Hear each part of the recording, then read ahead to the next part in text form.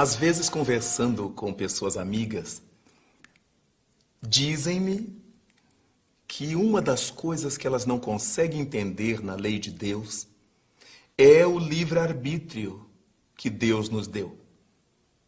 Porque se Deus não nos houvesse dado o livre-arbítrio, nós não erraríamos.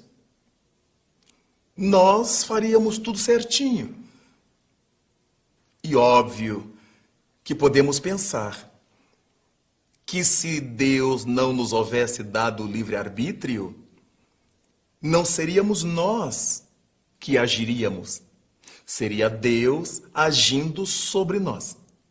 Não seríamos esses indivíduos independentes que somos. Estaríamos no estágio ainda dos irracionais. Na vida dos irracionais, não existe esse nível de livre-arbítrio como encontramos entre os humanos. Os animais têm livre-arbítrio, sim, mas dentro de uma esfera bastante limitada, que é a esfera dos seus instintos. O animal pode decidir se ele quer comer ou se ele não quer comer. Muitas vezes colocamos alimento para ele e ele cheira e vai embora. Ele não quer. Outras vezes, não lhe estamos dando alimento e ele salta em nossas mãos para tirar o que carregamos. Ele tem liberdade de deitar, de correr atrás dos carros, atrás de outros animais, de esconder-se, de brincar com os outros animais ou com as criaturas humanas. Então os animais têm livre-arbítrio. Quando eles não querem, eles rosnam, eles se recusam, eles se ocultam. Então percebemos que existe na criatura humana um nível de discernimento que o irracional não tem. Nós somos chamados de animais racionais por uma peculiaridade que a evolução nos concedeu e que há de conceder a outros seres espirituais que avançam na carreira para Deus. Nós somos capazes de juntar os pensamentos, de relacionar pensamentos e épocas, de tirar ilações sobre esses pensamentos e épocas. E isso nos dá o caráter de racionalidade. Nós podemos dizer que neste ano, nesta época em que estamos, o clima está diferente do mesmo período do ano passado. Relacionamos épocas, relacionamos coisas, o clima. Nós podemos dizer que este ano não comeremos tanto no aniversário do familiar como comemos no ano passado. Ou poderemos dizer, no próximo ano, eu quererei ser tão feliz como estou sendo neste ano. Vejamos que o ser humano é capaz de correlacionar episódios, de correlacionar coisas, épocas e sacar consequências. Se no próximo ano chover como choveu agora, teremos uma produção maravilhosa, uma safra excelente.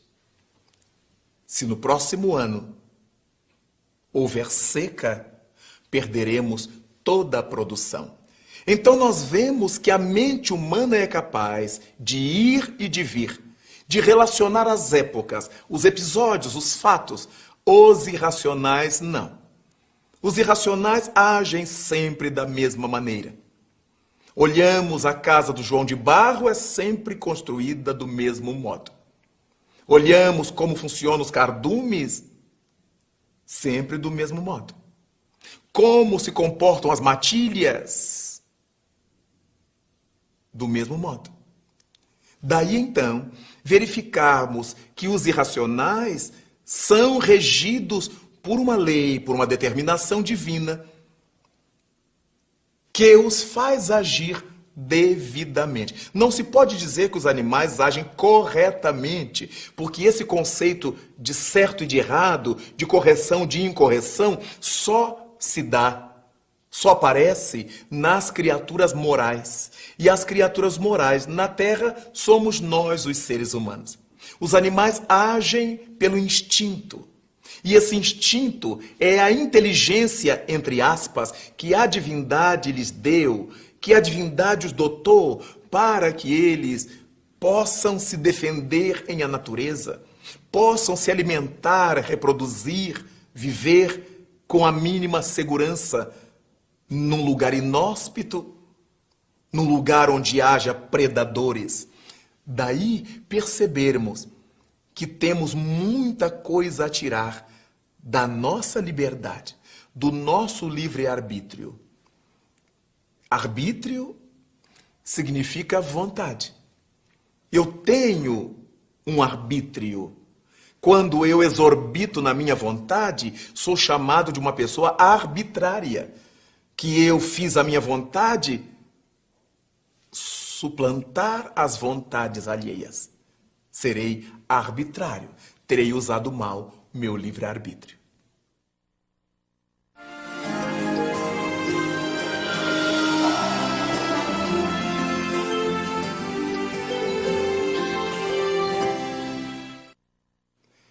Enquanto verificamos o uso da nossa vontade para que não sejamos pessoas arbitrárias, pessoas que impõem a sua vontade aos outros, nos damos conta de que o outro aspecto da expressão a liberdade tem duas conotações.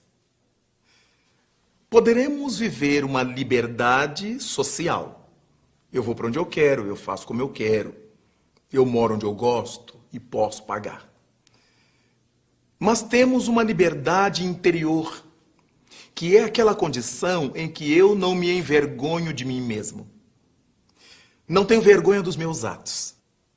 Posso, como lembrou o argentino José Ingenieros, olhar para trás sem ter remorsos. Este é um estágio de liberdade que deve ser buscado por nós. Muitas vezes nós blasonamos essa liberdade de que usufruímos, mas somos realmente escravizados aos nossos vícios, às nossas manias, às nossas incapacidades. Quantas são as pessoas que se dizem livres, mas não conseguem se libertar, por exemplo, do tabagismo? E por que não conseguem se libertar? De 100 milímetros quinçais, elas não são livres. São escravas do tabaco, escravas do seu vício. E, como consequência, os problemas de toda ordem, que a nicotina, que o alcatrão e mais centenas de subprodutos do tabaco são capazes de produzir. Até chegarmos ao enfisema pulmonar, aos cânceres e outras coisas. Há outros que afirmam ser livres, mas não conseguem se libertar do alcoolismo. O etilismo faz com que sejam pessoas vira-folhas. Quando estão sóbrias, agem de um jeito. Quando ingerem alcoólicos, ficam transtornadas. Elas são livres socialmente para beber, mas são escravas da bebida de que se utilizam. Há outros que afirmam ser livres para viver o sexo e o querem cada vez mais liberadamente, mas são incapazes de assumir as responsabilidades decorrentes do uso da sexualidade. Se a companheira, por exemplo, no caso do homem, engravidar, a providência mais fácil será abortar. Muitas vezes a mulher que se afirma livre na mesma contingência da sexualidade, se vir grávida, a grande providência será a abortar. É óbvio que há exceções, e exceções notáveis e felizes. Indivíduos que assumem as consequências dos seus atos.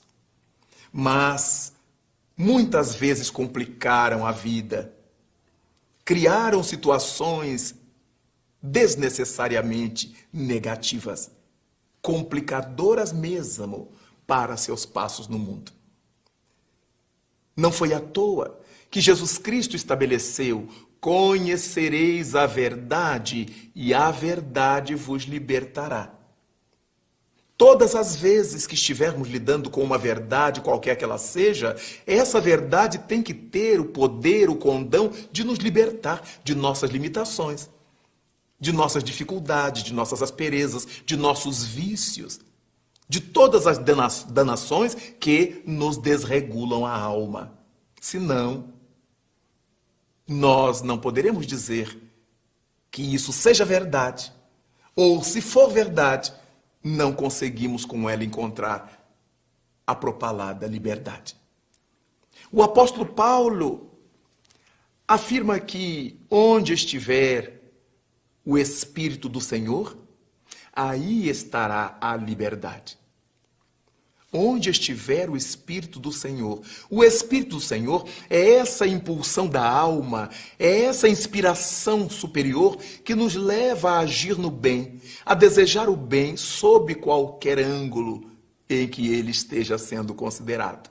Por causa disso, onde estivermos vivendo de acordo com as leis da consciência, fazendo aquilo que a consciência nos recomenda, ainda que não seja o mais agradável socialmente, ainda que disso não conquistemos aplausos do mundo, mas estaremos em paz interior, estaremos livres, olharemos dentro dos olhos das pessoas sem nos envergonharmos, falaremos de viva voz as coisas sem nos sentirmos intimidados pela incapacidade moral. Essa liberdade de dentro, mais importante para nós do que propriamente a liberdade de fora. Não esqueçamos de que quando Sócrates, o grande filósofo da Grécia, esteve detido até ser condenado a beber cicuta, um dos seus discípulos lamentava o fato de ele estar preso. E ele asseverou que não. O corpo estava detido, mas sua alma voava através dos grandes céus do pensamento.